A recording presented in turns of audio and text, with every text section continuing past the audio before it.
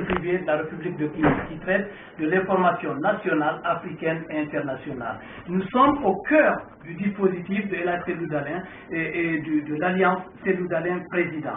Et nous avons l'opportunité, après la prise de décision du président de la République hier, d'interroger en personne la Cellou-Dalein Diallo qui est sur la bonne direction pour peut-être avoir la présidence de la République. Bonjour, Monsieur Diallo. Bonjour, M. Barry. Voilà. Le président de la République vient de prendre une décision. Je vous ai écouté hier à la radio dire que vous n'étiez pas prêt à aller dans une élection où Luceni Camara serait le président. Quels sont vos premiers sentiments? Je suis satisfait. Je suis satisfait de la décision parce que c'est une décision que les membres de mon alliance ont appelée de tous les jours. Je pense que cette élection est trop sensible. Elle est très importante historiquement, puisque c'est la première fois que les Guinéens vont choisir librement leur président. Il est important que toutes les conditions, toutes les garanties d'une élection transparente, équitable et sincère soient réunies. Et je pense que la décision du général Sekouba Konaté hier procède de son souci justement de donner aux Guinéens l'opportunité de choisir librement leur président à travers une élection démocratique, crédible et transparente. Je salue cette décision, je félicite le général Sekouba, je félicite également le général Sangaré, que je ne connais pas, mais qui, je pense, sera à la hauteur de la confiance que la Guinée vient de lui porter en tant que frère malien. Je rappelle, Elage, qu'au premier tour des élections présidentielles, vous êtes arrivé avec un suffrage de près de 44%. Votre challenger a eu 18 et quelques. Vous avez été extrêmement patient. Ça fait déjà presque 4 mois que vous deviez déjà faire le deuxième tour et connaître des résultats. Est-ce que aujourd'hui vous êtes satisfait d'avoir utilisé cette stratégie-là? Oui, écoutez, je crois que le pays, depuis le début de la transition, on a essayé de travailler par consensus. Après le premier tour, lorsqu'on a estimé que la CENI avait besoin d'un peu plus de temps pour corriger les irrégularités, les imperfections, améliorer le système, afin que l'élection soit transparente, j'ai accédé librement à cette demande de la CENI et aux exigences naturellement de mon adversaire, me disant que plus l'élection est transparente, mieux c'est bon pour tout le monde.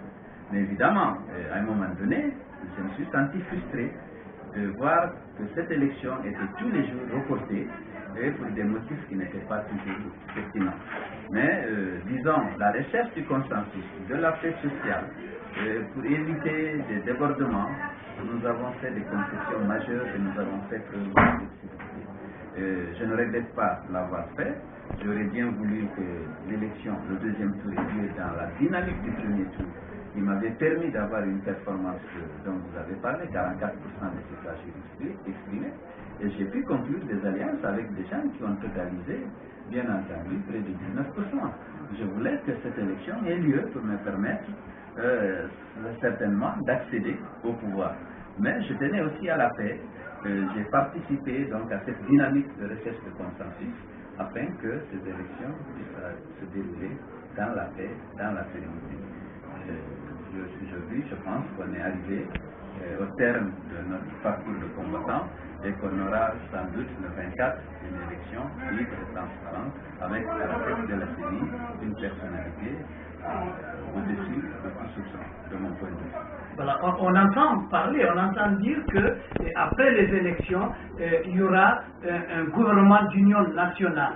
Qu'est-ce que vous répondez à cela? Si vous gagnez demain, vous avez déjà dit que vous êtes prêt à prendre des personnes ressources qui sont capables. Mais est-ce que ça sera un gouvernement d'union nationale ou un gouvernement d'ouverture? Ou alors carrément une ouverture? Écoutez, je ne maîtrise pas tout à fait les nuances. Je sais que déjà, avant ma rencontre avec le professeur Alpha Condé, j'avais dit que si je suis élu, je ferai appel à toutes les compétences, à toutes les bonnes volontés, où qu'elles se trouvent, afin de réunir une équipe dynamique permettant de faire face aux nombreux défis qui attendent la Guinée.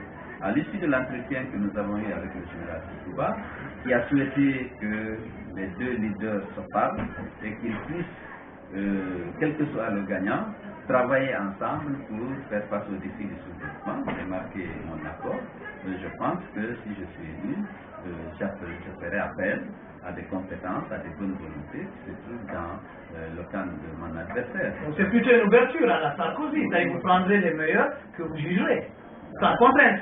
Oui, sans contrainte, je ferai appel aux cadres compétents dont je connais certains, de bonne volonté, qui me respectent et qui respectent le programme que nous avons élaboré pour essayer d'associer leur expérience et leur talent à la résolution des problèmes auxquels le pays est confronté.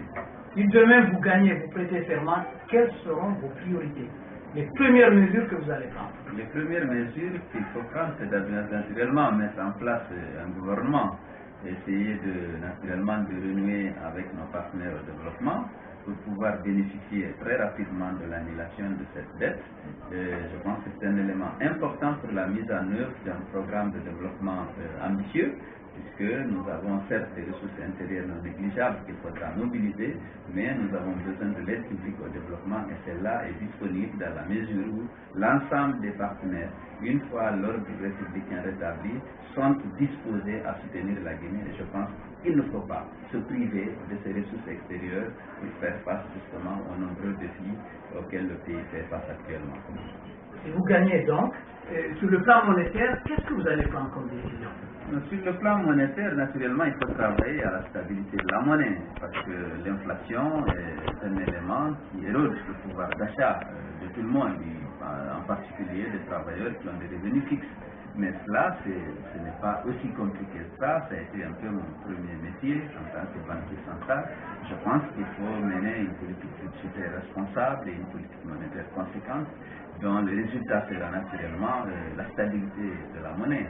Ce n'est pas le plus compliqué. C'est une gestion responsable, l'amélioration de la gouvernance, et éviter les dépenses extra-budgétaires, supprimer les exonérations, bien entendu, ad hoc accordées ici et là, afin que l'ensemble des opérateurs économiques soient soumis aux mêmes règles, aux mêmes règlements, à la même fiscalité lorsqu'ils exercent des activités similaires. Il faut qu'au cordon douanier, que l'ensemble des opérateurs économiques soient soumis au même traitement fiscal. Il faut arrêter les distorsions dans la concurrence, il faut arrêter les discriminations entre les opérateurs économiques. Tous les opérateurs économiques, quelle que soit leur nationalité, lorsqu'ils opèrent en Guinée, lorsqu'ils sont autorisés à exercer leur activité ici, ils ont absolument les mêmes droits. Ce n'est pas moi qui le dis, c'est le code des activités économiques. Il n'y a aucune discrimination. Or, actuellement, vous savez, il y a des passe-droits, des marchés de gré à gré. Des marchés de gré à gré, naturellement, on mettra fin absolument au marché de gré à gré, parce que tous les opérateurs économiques doivent avoir accès à la commande publique dans les mêmes conditions. Il faut faire appel à la concurrence pour toutes les commandes publiques, conformément au code du marché qui est une loi de la République. Voilà, donc la Banque centrale va avoir son indépendance? La Banque centrale va avoir son indépendance. J'ai eu le privilège de participer à la rédaction des statuts de la Banque centrale. Dans les papiers, la banque est autonome, mais je sais que si je suis élu, je veillerai à ce que chaque institution joue son rôle, jouisse effectivement de ses prérogatives et de ses compétences dans le respect des dispositions légales. Gangan TV a envie, en collaboration avec la FTG, d'organiser un face-à-face. Je sais que vous êtes d'accord. Qu'est-ce que vous dites aux téléspectateurs qui nous suivent? Oui, je suis d'accord. Je souhaite que mon adversaire, le professeur Alpha Condé, accepte qu'on vienne faire un face-à-face à la télévision afin de permettre aux Guinéens de connaître le programme, la vision de chacun d'entre nous. Ça leur permettra également de choisir, je l'espère, en toute connaissance de cause. Je pense qu'aujourd'hui, dans les démocraties modernes, ce face-à-face est en train de s'imposer comme une tradition. Il faut que la Guinée, en se modernisant, aussi essaye d'organiser ce genre de débat qui ne peuvent que renforcer la démocratie et éclairer les électeurs. Merci beaucoup, El Seydou Dalein. Vous étiez sur Gangan TV. Je sais que vous allez partir à Koya et à Kindia. Nos reporters seront aux côtés de l'Alliance pour retranscrire ce qui se passe. Quel est votre dernier mot? Dernier mot, je voudrais lancer un appel à tous les militants et sympathisants de l'FDG et de l'Alliance Seydou Dalein président, pour qu'ils restent mobilisés et vigilants.